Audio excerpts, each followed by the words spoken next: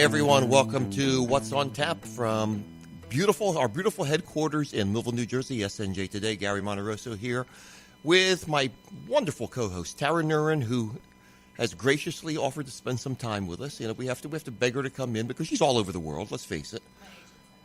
Her agent, yes, exactly. Did you ever have an agent, Tara? No, but I know you have. You I had did. a book agent. I did for a while, yes, exactly. Boy, I deep sixed that guy in a hurry. I don't think he was doing you any favors. Anyway. I could throw some numbers at you. He would have gotten me kicked out of the state for the money he wanted for an appearance.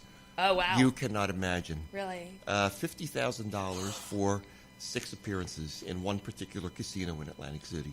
That's like Jenny from JWoww money. Yes, exactly. Yeah, so I said, that's not going to fly down here. So we cut that contract loose very, very quickly, believe me. And John Kashu from South Jersey Beer Scene. Hi, John. Hey, what's happening, Gary? It's been a busy few weeks for you. We know that. The website doing well? Yeah, we're very, very busy. I know you are. Yeah, very busy. A lot of stuff coming down for you. I'm aware of that. And congratulations. Well, thank you.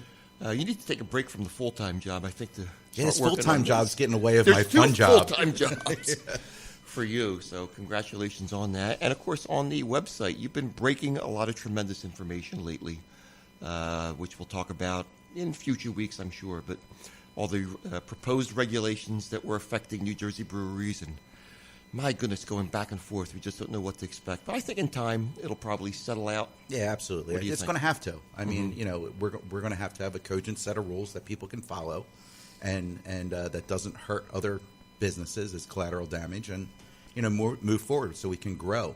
I'm going to guess brewery owners are aware of that, and they know there's stuff that's going to be happening in the next few months. I think some are more aware than others, but I do think that the ones that are aware do realize that things do have to change at some point. And that's a good point because not each brewery in the state of New Jersey has the same interests, right, or the same problems that they're dealing with. So we're in various stages of brewery life, I guess. We have people that have been around for a while that are past a lot of this, and we have people who are just starting that, have embraced, the rules as they are. When did you launch your company, South Jersey Beer Scene? When did you launch that? It was December 2016. Okay, and in just less than 2 years' time, did you ever foresee the changes that have been taking place? In 2 years' time. We didn't. I mean, but, after about 6-8 months in it, and we knew that changes were going to come. We've been talking about it for a while. But, it's just snowballed.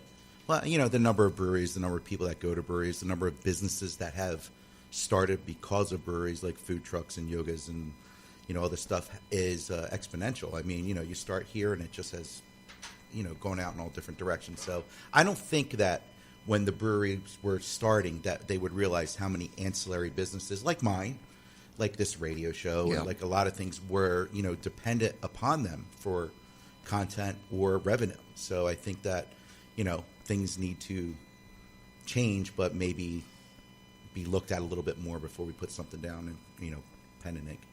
I wonder, there are several breweries in our part of the state, the southern part of the state, that are pending opening. Mm-hmm. They're in various stages, I guess, of development.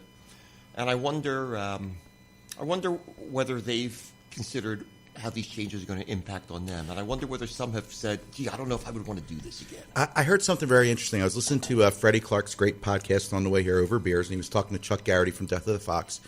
When he started his brewery, the laws had already changed. So his business plan was way different than Cape May's or Flying Fishes or, these guys. So he was a little bit different. So I think a lot of the breweries that are opening now are basing their business model on what's happening today without looking to see what it's going to change. And I think that if you're in this business, you have to be more conservative and base your business more on what liquid's coming out of your building as opposed to what night you're going to have Quizzo and yoga. And I know my friends in the brewery industry are going to be mad about that, but I do think ultimately if you make good beer, you're going to survive. If you don't, and you need those other things to bring people in, it's going to be a problem. Tara and John, I don't know if, you have to be listening to the show or be aware of what's happening in the state to really know what's going on, but there were ordinances that were passed down several weeks ago that greatly limited what some breweries could do here in the state of New Jersey in terms of events, even just the simple operation of a television set. Or putting a menu on your brewery. I know, exactly. And that was met with a tremendous public outcry. They had grassroots effort. over 30,000 signatures on a petition, and I think in like 8 days. I think you had Sean Gailey here. I think, Yeah. and I think it was 30,000 plus At that time, point. it was about Yeah, 30,000, right? Exactly. that's a lot. And so basically what happened was that those ordinances have been tabled for the time being. Suspended, Yeah, pending suspended. further review. Right, right. Do you think that the public demand, I mean, did that play a point? Did that play Well, I think influence? I think two things happened. I think the first thing that happened was people weren't aware that this was going on, and it came out, and all of a sudden, all this stuff stopped. So as a consumer, you're like, you don't understand it. I think the second thing that happened is this wasn't legislated; it was an order. And once everybody didn't understand that these weren't, something that was voted upon or passed among, legislators. Once the legislators got involved, they're like, well, my constituency is all up in arms about this. This is something we need to be involved with. Mm-hmm. So I think that part of it made a difference as well. Tara, what I want to ask you is you frequently, I think, talk to people in the brewing industry from outside the state of New Jersey. Are they aware of what's happening here? Have they expressed any opinions to you? Yeah, I was pretty surprised at how much coverage this latest twist got nationally, actually. So, yeah, your average person, even your average beer person. I had a friend in the industry come visit me from Portland like a couple days after this went down, and I said, well, you may or may not have heard this just happened. And she was like, oh, yeah, that doesn't affect me. I don't pay attention in New Jersey. And I'm like, well, I don't know if you read the beer trades, but it's been all over the place. It's been pretty big news, no question. Mm-hmm. It did get a bigger play than I suspected it might.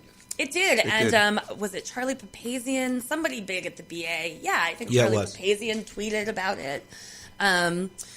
So, yeah, people who know anything about the laws in any other states know that New Jersey is pretty much like Utah, which is to say, like, pretty bad. I don't think people understand.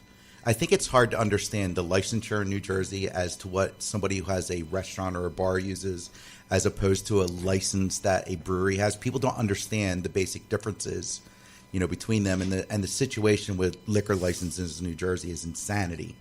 We have liquor license going for $1.6 million in Camden County.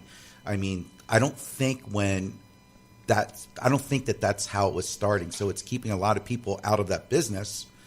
And I don't know what the fix is. I mean, Tara's way into this. I mean, if they come out with a cheaper license, it devalues what everybody else has paid. So That's an what issue is right there. what is the answer? Mm-hmm. And that at the root of everything is probably causing a lot of this issue. Yes, I agree. Okay. And it just really frustrates me because, like, we've got Bill here from Round Guys, and he's talking about they own, like, 17 facilities now in, like, Montgomery County, and they've got drag shows and bands, and I don't know. Well, like, bars. wait a second. performing penguins, like, in tutus, I don't know. Let's but They can do flips. They can do flips. Let's throw that over to him. Yeah, we got to introduce Bill McGeeney is here from Round Guys Brewing over in Pennsylvania. Lansdale. With the multiple locations, absolutely. And I know we're going to get you to come back next week as well, because we have a few phone calls that we have scheduled for today. But you do. I mean, you're doing a lot of things to attract an audience. Yeah, I mean, we have two facilities that are essentially attracting an eating audience, right? And of course, with those facilities, you have your standard Quizzo and your game nights, which we actually kind of need in certain places, only because the flow is big on the weekends, and during the week it just tapers off. So it's kind of good to have some of those little events where people, more the locals, like they can come out and do the trivia nights and have some fun with that each week. So you see the same faces come through. And then we also have the Underground, which is an event space, and that's targeting. Actually, the great thing about the Underground, it targets an audience that isn't exclusive to craft beer. So we're seeing more of a valid. yeah, we're seeing more of a female-led audience across the street at the Underground, which is located across from our brew pub location in Lansdale, and that's 324 West Main, 408 West Main. So the two different facilities, they oftentimes have two different crowds, and we actually see that in how we do the beer buying for each one. So when the pub is looking to get the beer, we'll do a lot of, it's a craft nerds, beer nerds playhouse at the pub. And then you go across the street to the Underground, and people are really looking for, they want a lager, they want some kind of Vienna lager, they want some kind of a stout, and they want an IPA. That's really, and Saison. That's really what they're looking at, but they're not as discerning about anything beyond that. So we have a different target set of beers that we give to these people because they're looking for something different. I think this is great marketing. Really, I do. too. I got to give you all the kudos in the world for that. Yeah. Well, so, okay, you're now in 2 different towns with downtowns within half an hour of each other, and I'm not super familiar with either of the towns. I've been to both of them like a couple times. What kind of reaction did you get back in the day when you opened as a restaurant from other restaurant owners in that versus now? What kind of reaction do you get? Do you get pushback like you're stealing business from like the quote unquote legitimate restaurants? And like what impact have you had on both of those downtowns as far as growth? So this is a really good point. Obviously, it's something that Jersey is trying to wrangle with at the moment. In Glenside, we haven't had a pushback really at all. Glenside's been really excited to have us down there. We're providing something that's a little different though, since our Glenside Ale House has more of a Mexican menu. It's a Mexican menu, and it's just not something that they have readily available in Glenside. So it's not impeding on anyone's feet. Lansdale, when we opened up, they didn't know what to make of us. We have a podcast, the Original Cycle podcast. I just had Matt Allen on, and Matt was sharing with me his experience in Titusville. Is that Titusville in Pennsylvania, where he opened up for Voodoo, right? Meadville, in Meadville, right? Yeah, and when he opened up there, it took a long time for him to cultivate the craft character. Lansdale, it took us a few years to really build that craft character. And to that note, I think a lot of the issues you see down here it's just fears. You have a lot of mom and pops out there, and these are not big restaurants, right? These are people who put their whole life savings into it, and they're just trying to do an honest business. And we encountered some of that fear in Lansdale because they just didn't know what to make of us. Lucky for them is that we never really had the capital to build a full-fledged restaurant, so we were able to do like Panini Press and run a phenomenal ship out of Panini Press. But at the same time, we're not going to compete with a barbecue place or a fine dining place in Lansdale. So we did have a little bit of pushback, but a lot of that again was fear after we worked with our community. And this is where I usually say like the biggest value to any company, small business especially, and since we're in brewing, we have this unique position where we can serve the community. The community is it's not just where we live, but it's going to be our potential buyers. It's also the people who, they're going to be our advocates, and we can share and we can build and grow together. So the more we start working with local businesses and integrating ourselves with local businesses and realizing, hey, we can add value to what you're adding by, you have our beer here. This is going to bring people in for you, right? This is the more we were able to provide value for our local neighbors, the better everything went. And John, on paper, that's perfect. It is. I I think one of the things that we're looking past here is that breweries here don't want to serve food. They don't want to serve food. They just want to be able to serve their beer. And I've talked to tons of restaurant owners and bar owners, and they're not mad at the breweries. I see 2 towns in South Jersey that are notable exceptions, but most people have embraced it. And I'm trying to get a restaurant owner to go on the record to tell me how much they hate it, and I cannot find anybody. So, Really? yeah, No one will talk? What's that? Nobody will I do have say one that on the person, but he record? won't say anything. And it's clearly, has caused a problem with the brewery and that 2 of the breweries in that town. But for the most part, to a person, they've had to assimilate with that brewery, put the beer in their restaurant, and know that people aren't going to sit at a brewery for 12 hours. They're going to want to come eat. And hopefully that the brewers say, hey, we have our beer down the street at Joe's, pub here, and they have great food. The new rules took that away. Well, I would like to say in Pennsylvania, we didn't want to, it wasn't, for most breweries, it wasn't an issue that you wanted to do food. You had to do food. So if you want to sell beer, if you want to sell pints, the laws at the time, pre-2015, were that you had to have food, you had to have a restaurant portion, you had to have a brew pub license. Otherwise, you're doing what Free Will did, and we'll give out sample glasses. Hey, please buy a case. You can buy a crowler, but that's it. So it could be the evolution just went a different direction. And I don't know if it's easy to compare the 2 states because that's really you're kind of forced into being a brew pub. in Pennsylvania for a long time. And here in Jersey, they want to have that option, and you can't have that option without buying a license that costs $1 bazillion. I mean, I think that's part of the problem as well. It's amazing. It is. I also think that one of the other issues is that we were so restricted with no menus and no TVs, and at one point they were talking about no bar stools. That I think that the Brewers Association themselves said, you know what, we're going to have to acquiesce to whatever they do and maybe go after it afterwards and try and do something afterwards, because these rules were coming whether they wanted them or not. I do want to mention part of the problem. John and Tara, I think it's important that we mention that all three of us have reached out to different people in the state legislature from the top on down. And we haven't had a tremendous amount of luck in getting anyone to commit to coming on the air. We did have one person who was going to come on. We haven't been able to establish contact with that person today. So we want to present both sides to this. I know we have feelings, whether it's one way or the other, but we do have feelings on this, but it directly impacts upon us and also the people who listen to the show and enjoy craft beer in the state of New Jersey. But we did want to get both sides to this because there are two sides to it. Strange as it may seem to some. So just in terms of fairness, we did want to present everything out there as best we could. Well, I think the other side of this coin is the price of a liquor license, and the perceived, value of what that is and what this is cutting into.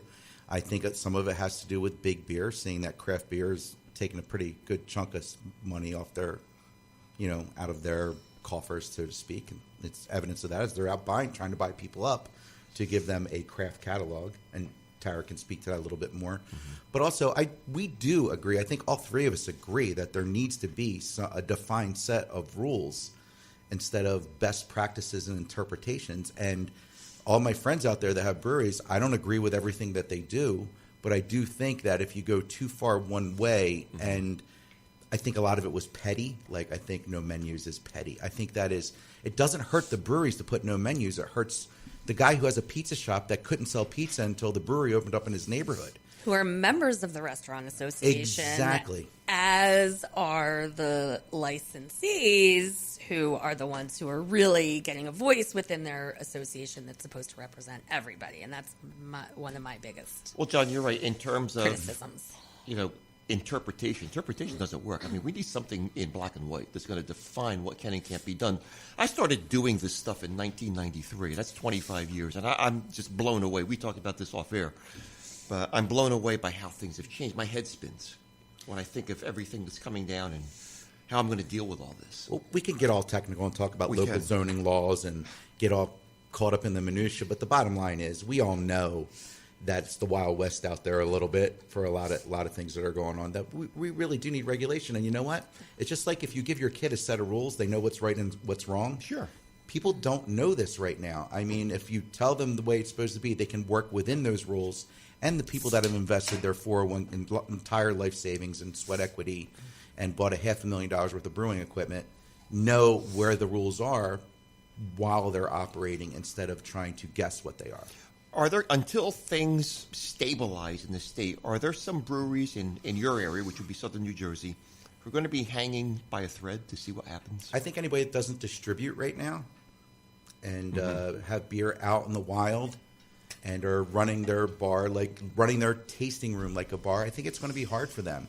I think, specifically for tasting rooms that opened up, and I'm going to say Human Village, and I want to use them as an example.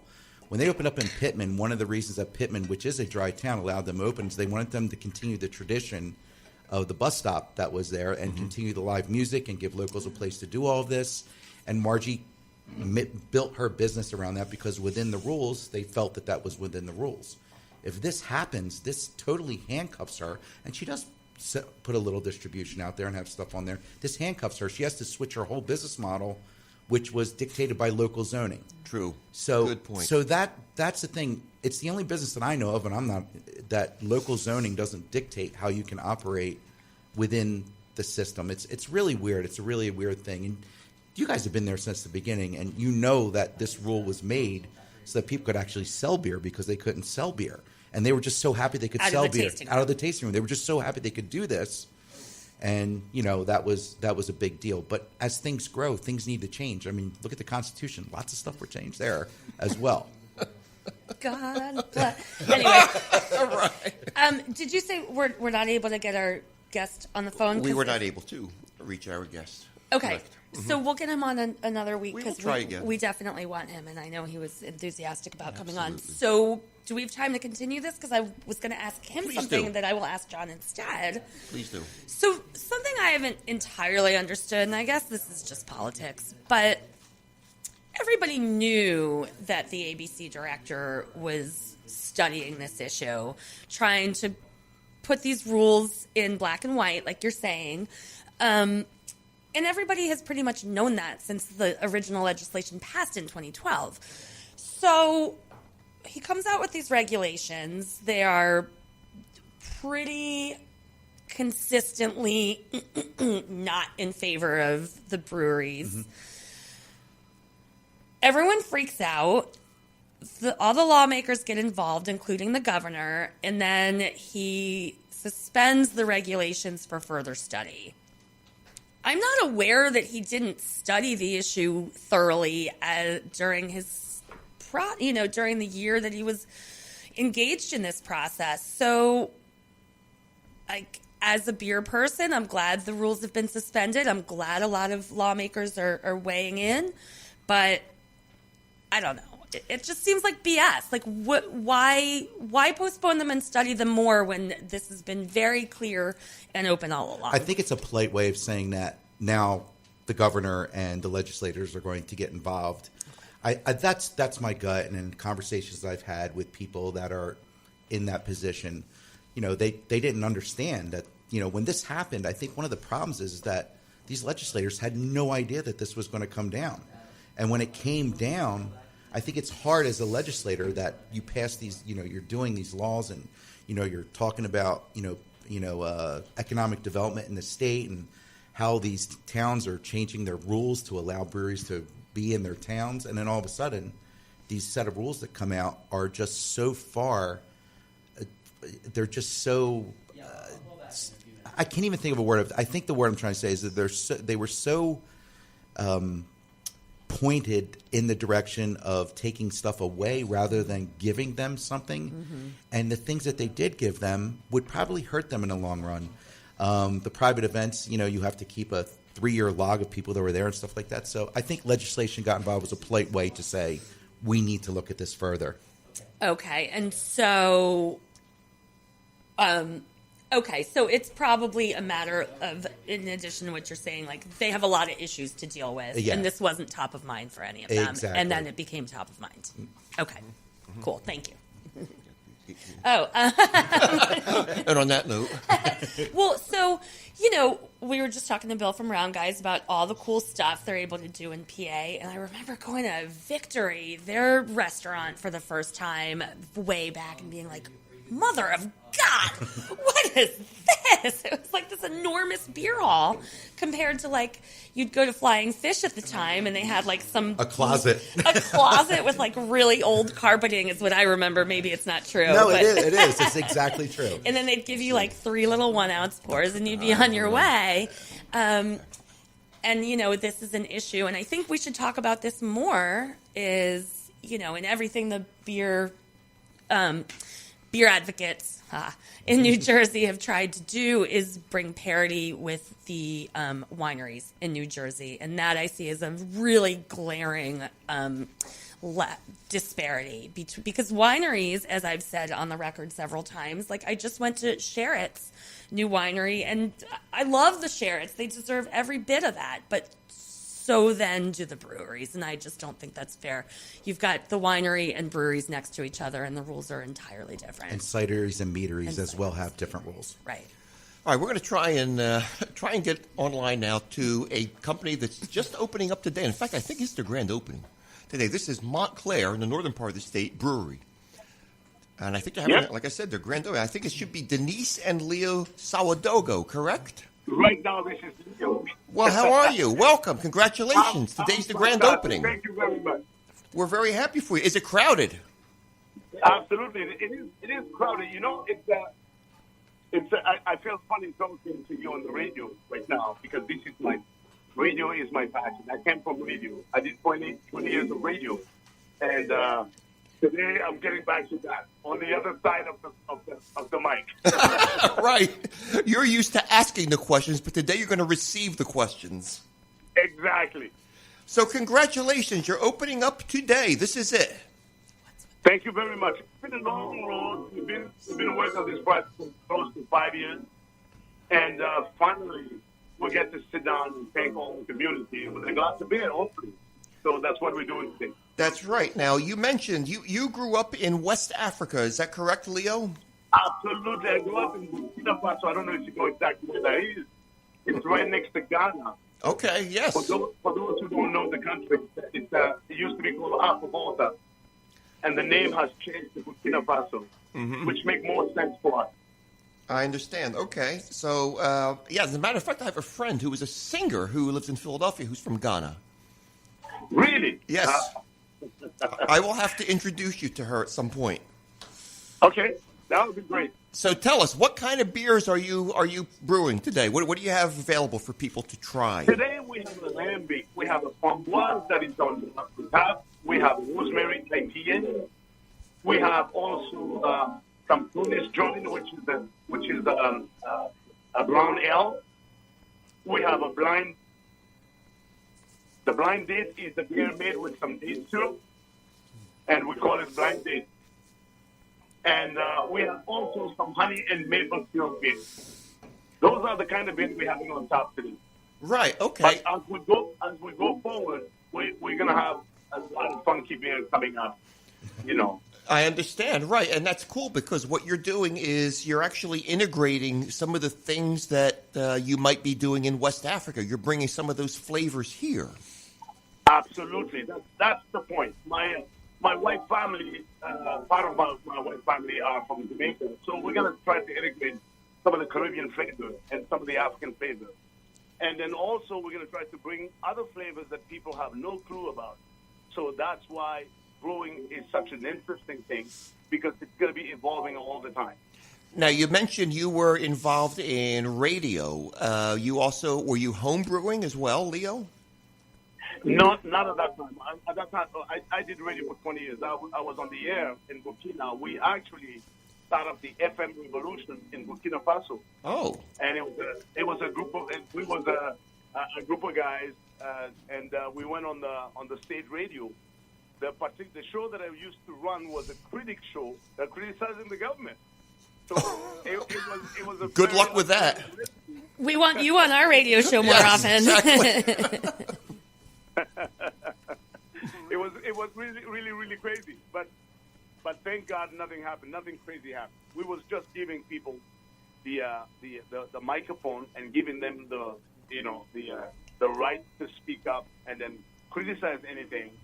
And being able also to contribute in the solution to many of the problems we have in Western Africa.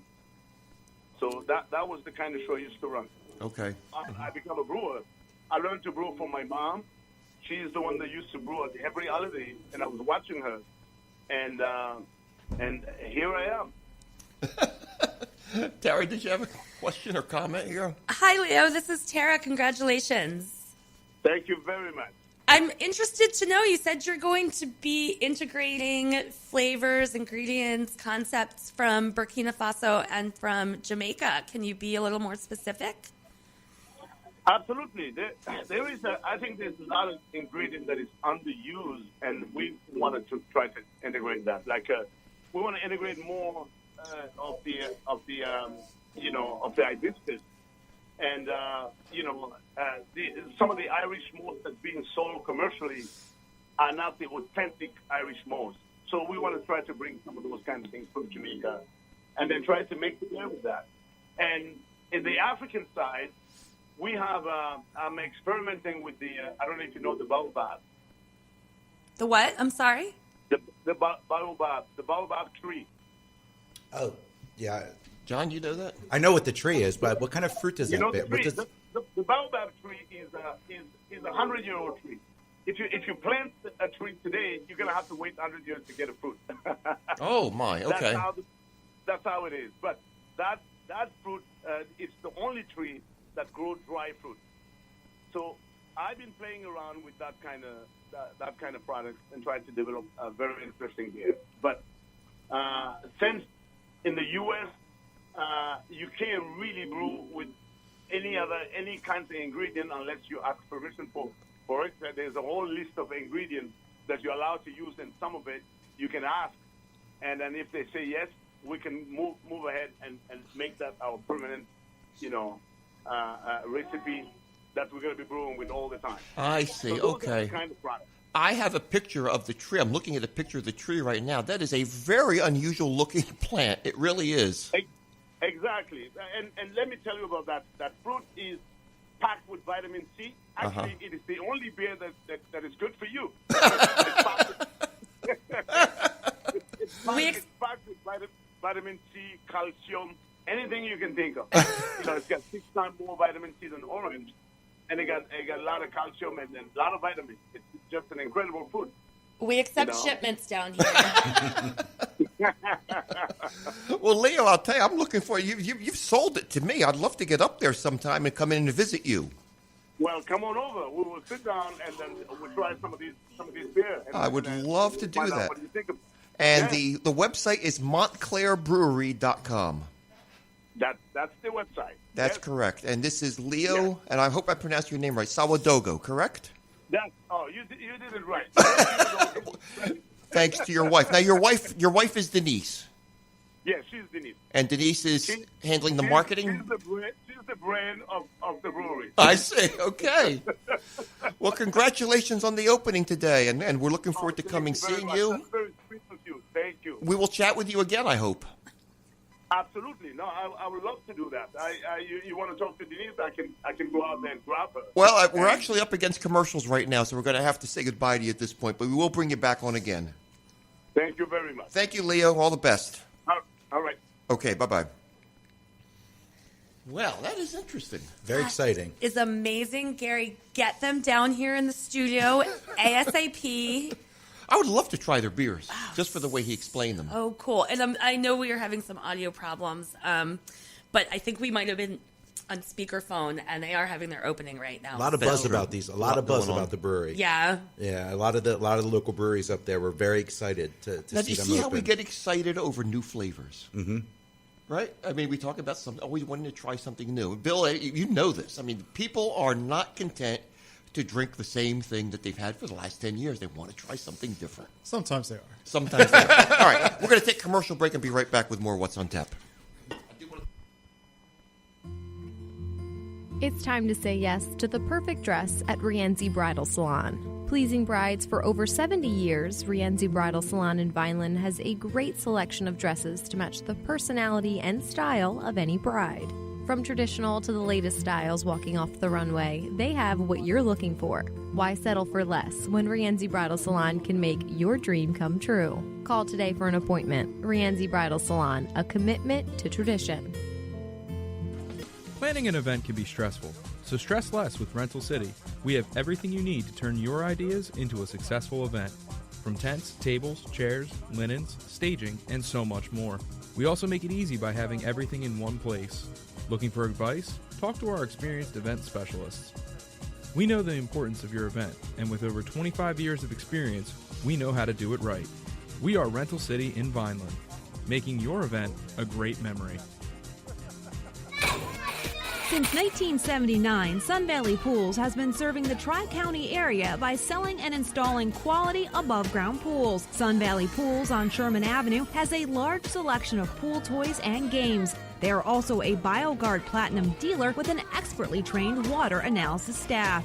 Have a summer of family fun right in your own backyard. Stop by or call today to get the pool of your dreams from your local pool leader. Sun Valley Pools in Vineland. Think about your home. What do you see? Do you just see 2 stories or the stories of your toddler's first steps? Now think about your car. Do you see an odometer reading or your kids reading in the back seat? Other insurance companies just see a house. They just see a car. But a State Farm agent sees what your home and your car really mean to you. So why not give them the protection they deserve? Call State Farm agent Tim Trimble in Bridgeton at 856-451-6340. Hey, so welcome back to What's on Tap. We have a beer here from Round Guys in Lansdale and Glenside, Pennsylvania, and we have Bill with us, who is the marketing and branding genius guru czar. What term do you prefer? All of those. All of those in succession. I like it. So, what are we drinking? We are drinking a Glenside Pail Ale. Glenside Pail Ale with a P-A-I-L. Originally, it's just a goofy take on, pale. But originally, we thought about we moving into, when we opened up our Glenside facility back in September, we wanted to make a beer that was unique for Glenside. We have our Lansdale Lager, and we wanted to make a beer that people in Glenside would have for their own. And Glenside being already a sophisticated beer drinking town, we said, hey, you know what? Let's make a pale ale. It's a hardworking community. Let's put a nice little design on it.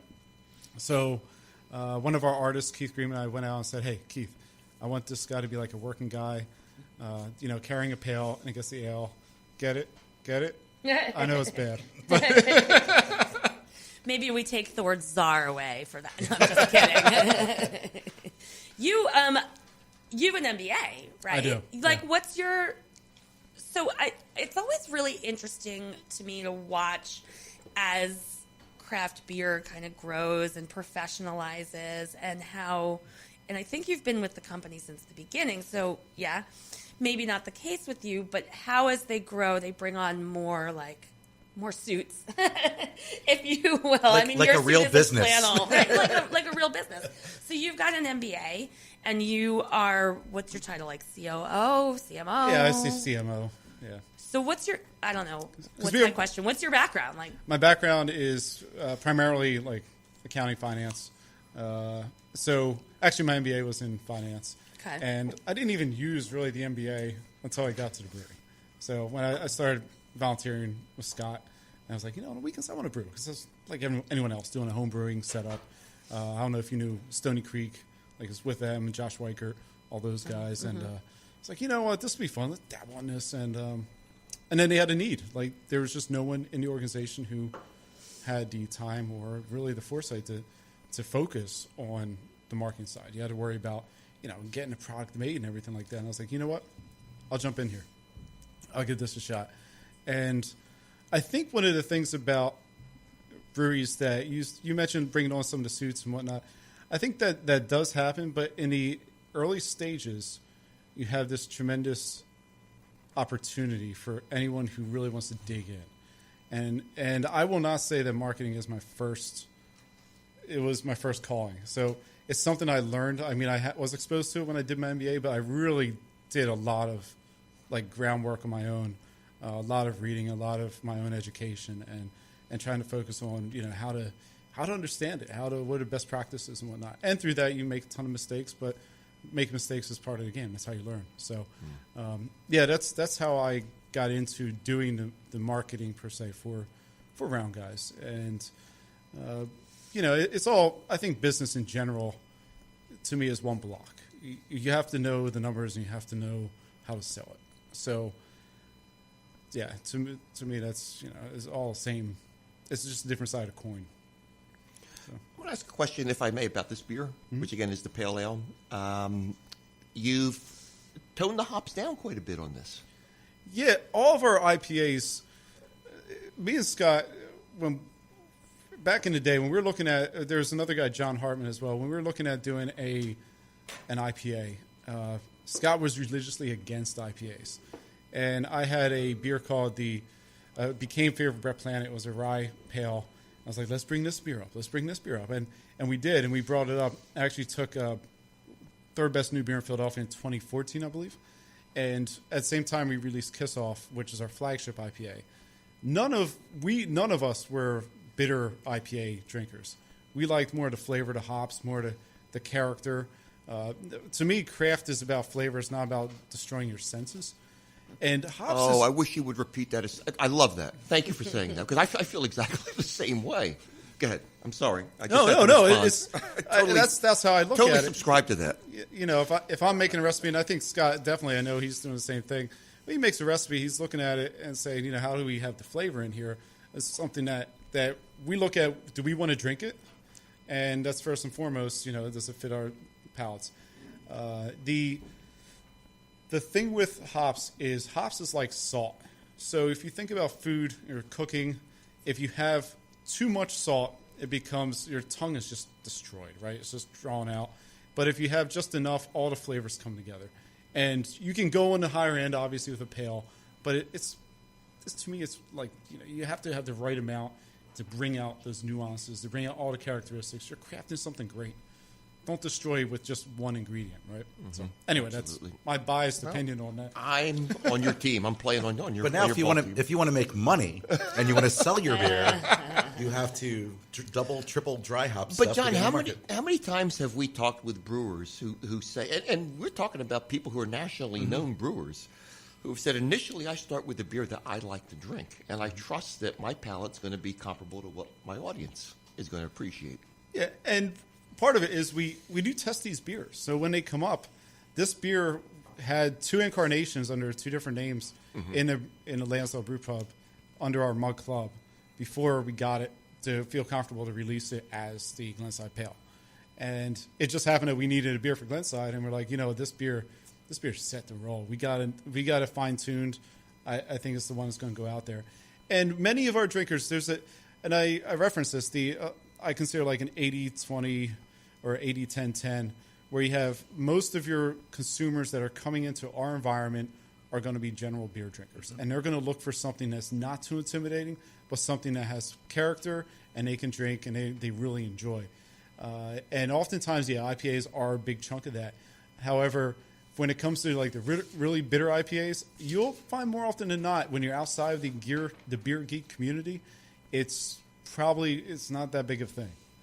You want something that's a little more balanced. So it's another point to knowing your audience? Yes. Knowing your consumer. I mean, your consumer, yeah. You should have faces on every consumer, and you should be talking with them. And one of the great things about being a small business is you can get out there and literally you can talk with people and just talk to them.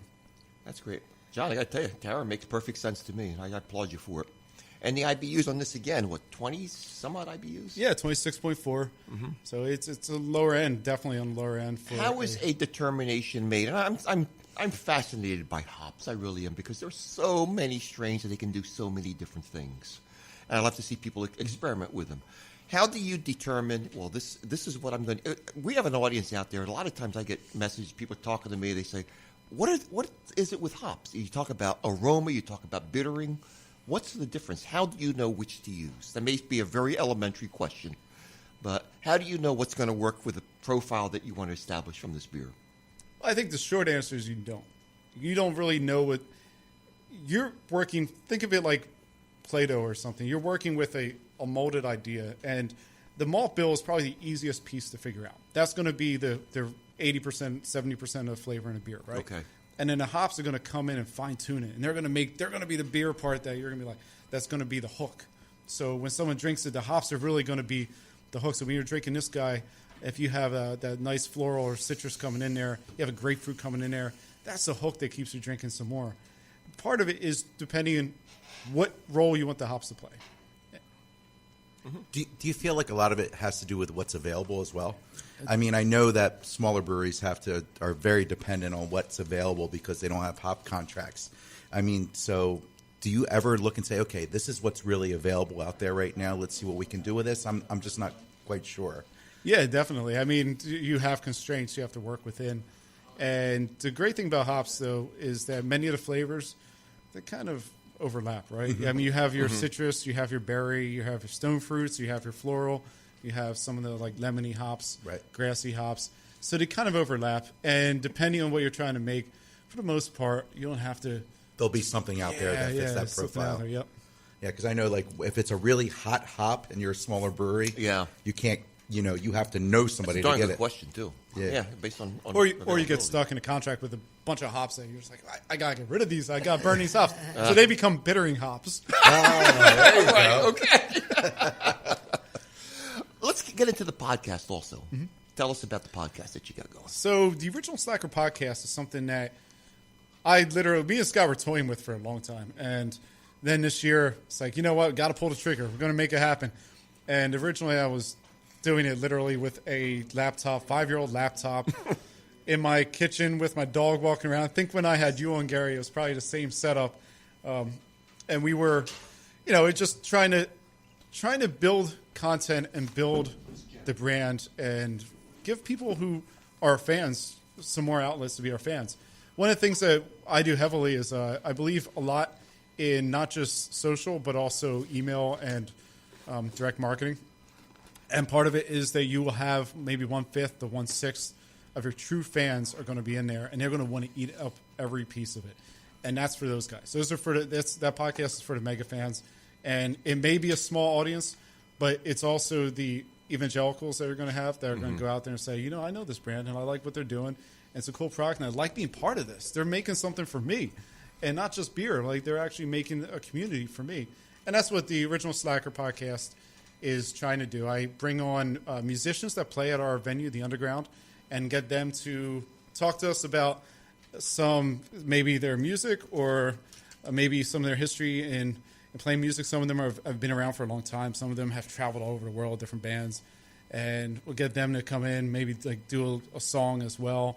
And then I'll also do the beer nerd side and talk to some great people in the industry like you, Gary, or like I mentioned before, Matt Allen or even Matt Lindenmuth and some other guys. Just going down, the list and hearing their stories. This personally, I like hearing the stories, and I'm hoping someone else does. I'm not sure if they do, but I'm hoping someone else does.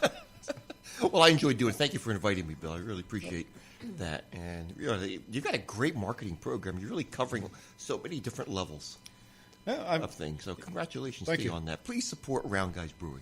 Please. Really, yeah, we recommend that. A good friend of mine is on the phone right now, Jennifer Sherlock. I think Jen is in New York City, if I'm not mistaken, right now. Is that true, Jen? Are you? Yes, I'm just about my best friend's getting married, and we're about to go a little bit, but in the hallway. Okay. Are you on speaker, by the way? Are you on speaker? Yes, I can take off. If you could, yeah, we're getting a little bit of a feedback on that, so if you could, that would possibly help. But we wanted to invite you on because you have another event coming up, and I think is this the second year coming up for the Chef's Night at Paws? It is. It was awesome last year. You went, right? I did, yes, and it was absolutely phenomenal, and I'm still wearing, if we get a picture of this at some point, I'm still wearing, and I will not take this off, my little wristband for this, because for people that don't know, PAWS is an organization, that's P-A-W-S, not P-A-U-S-E, but this is an organization that certainly wants to promote the idea of a no-kill animal facility. We don't want to see any animals destroyed needlessly.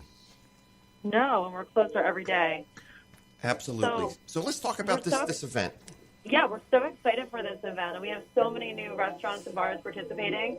And it's basically we give people a view of all of the neighborhoods in Philly and all of the delicious foods they have to offer. So we have restaurants from Fishtown, and you'll see a sign that says Fishtown and Northern Liberties and Old City and Fairmount and Center City.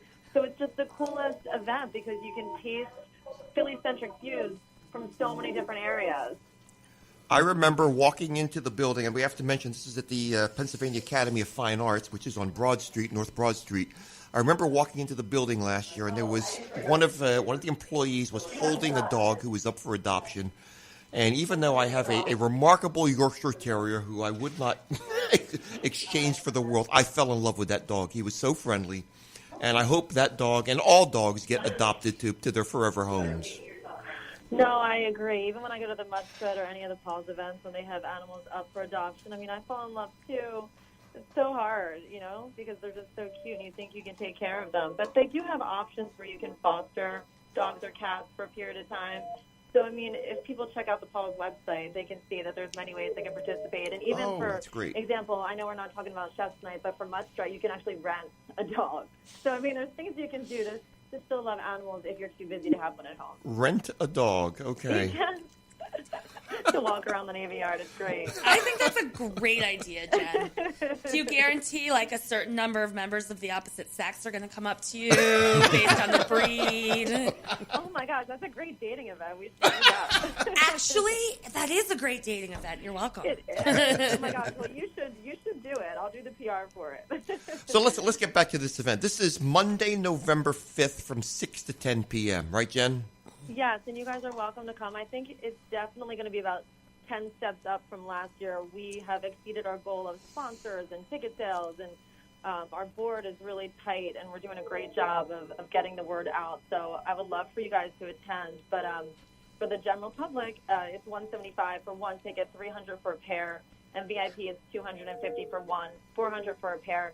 If you are spending extra money, there is a separate VIP room where you have butler hors d'oeuvres, and it's just maybe a little bit more elegant. There's different types of food stations.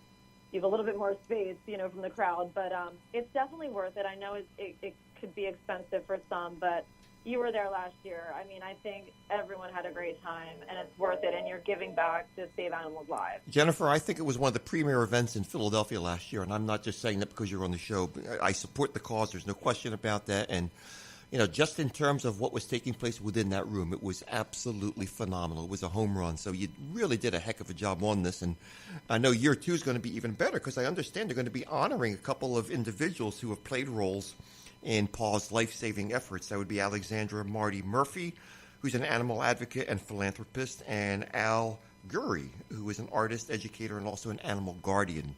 So it's great to see people who are making a difference in this tremendous endeavor. Yeah, we decided to add a different component. It won't be long or any type of, formal ceremony. It's just an award and giving back. We want to honor those in the community that have helped us and have helped save animals. Absolutely. So again, this is year 2, Chef's Night for Paws. It is a one-of-a-kind opportunity for food lovers to experience the city's best restaurants and bars, neighborhood by neighborhood. And again, I wouldn't put this out there if I didn't promote it, but or endorse it. It is a tremendous event, and it's for a very, very great cause. And congratulations to you. Thanks so much. Let me know if you both want to come. Oh, you're so sweet. Let's mention this again. November 5th, which is a Monday, 6 to 10 p.m. at the PA, Pennsylvania Academy of the Fine Arts, and that is on North Broad Street in Philadelphia. And this, of course, is Jennifer Sherlock. You have a great newsletter from Jenna Communications. You want to subscribe to her newsletter because you'll get everything that's going on in Philly. It's really that good. Thank you so much. We try to do upcoming events. Enjoy your day in the Big Apple. Thank you. My friend is so excited. I know why you're there. It's a cool event you have coming up. So yes, it's one of my best friends for a long time. Wonderful. So she's so excited. Thank you so much, Jennifer. We'll see you in a few weeks then. Yeah, have a great weekend. Thanks. I'll Bye-bye. see you soon. Okay, bye-bye. Okay. Tara, what am I drinking here? Okay. Yes, exactly. It's as clear as water, but holy cow. I'm not so good. I'm not, John, There's so much flavor in this guy. What do you guys think? What is this? So this is called Beiju. It is, I haven't independently confirmed this, but I am told by several sources it is the most consumed spirit in the world. It's Chinese clear spirit. And I have 2 different versions with me, and I'm trying to figure out the way to get the most impact. What I poured for you guys is a style that's called light. So this is light, huh? This is light, and so I also aromatic, have a it's still straw. It is. No, it is. So you guys I think have all it's the tried plastic it? cups that help a lot. So classy. So Beiju has been around for a long time, but there are companies really starting to, I'm not going to say flood the market, but trickle into the American market right now. So you'll probably, now that you're hearing about it here, you'll probably start seeing it a little bit. It's Beiju, and the spelling, in case you want to look it up, is Baiju. And the Chinese distillers know that this isn't something Americans are going to super take easily to. I'd like to hear what a couple of you guys have thought. I'm going to ask, do you know the alcohol content on this? People keep asking me, and I keep forgetting to look it up. It's a pretty low alcohol It is? Wait, no, low or high. God, I haven't had it yet. By the sounds of it, I think it's pretty high. I don't remember offhand. I will get back to you guys. I do like it. I really do. Do you really? Yes, I do honestly, too. I do. Sarah, just throw a number out there. Any random number.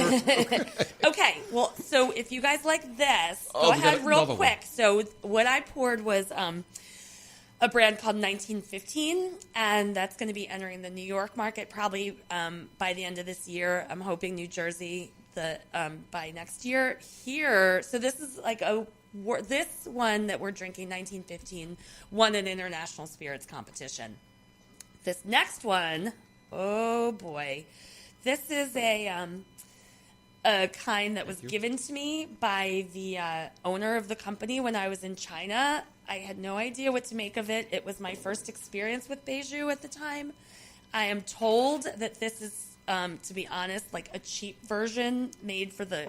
It's it- like college swill, basically. It's so aromatic. I mean, you can It really is. it fills the room. It's a very different taste also from the first one. And see what you guys think.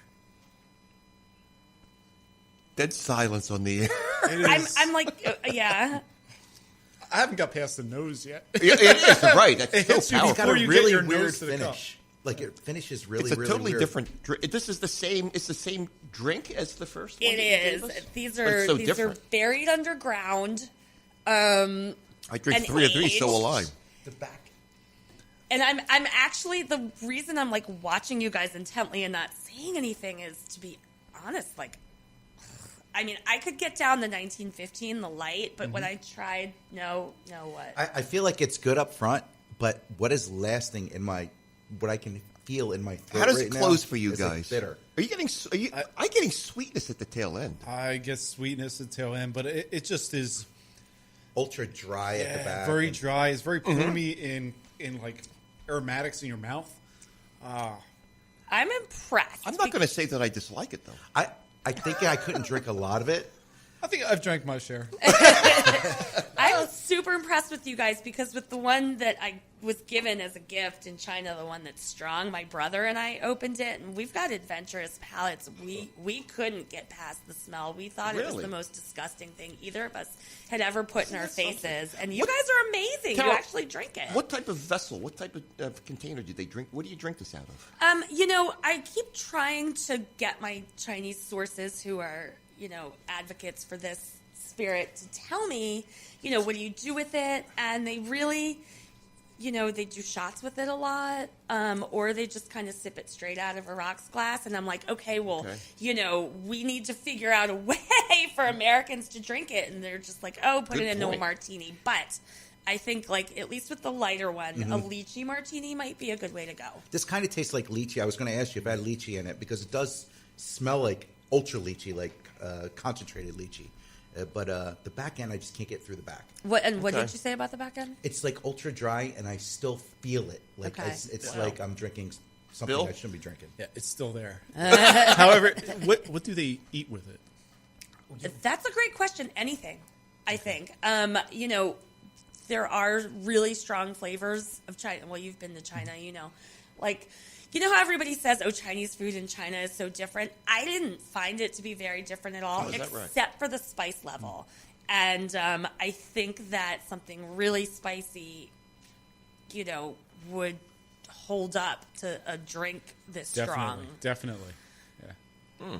So, wow. All right. One Wow, of you thank guys you. gets That was to take very this cool. bottle home, because I sure as heck do not I want think it. that's like a dare. This is like the dare thing. I really thank you for sharing that with us because these are flavors that I've never had It's before and may amazing. never try again. So, John, It's I think just like the palate, the Asian palate as compared to the American palate. I mean, it's unbelievable. I mean, yeah, I think this will be a good stocking stuffer for somebody. Yeah, someone you hate. So, oh, stop! I'm a- No! I No, it was cool. It was, I enjoyed the It's experience. it has a cat in a tux. yeah, right. It's called like Mr. Cat Can't hate philosophy. it. You can't hate it. That's the cheaper one that I got. How can I in hate China. that? Come on. it is so. It's the smell is so unbelievable. I can. Oh, it's not my. going away. Well, so if I can plug something real quick, the my column in NJ Monthly that's going to come out in November, I think, is going to be all about Beiju, and I'm going to list some places in Jersey you can buy it. Very, very good. Holy cow.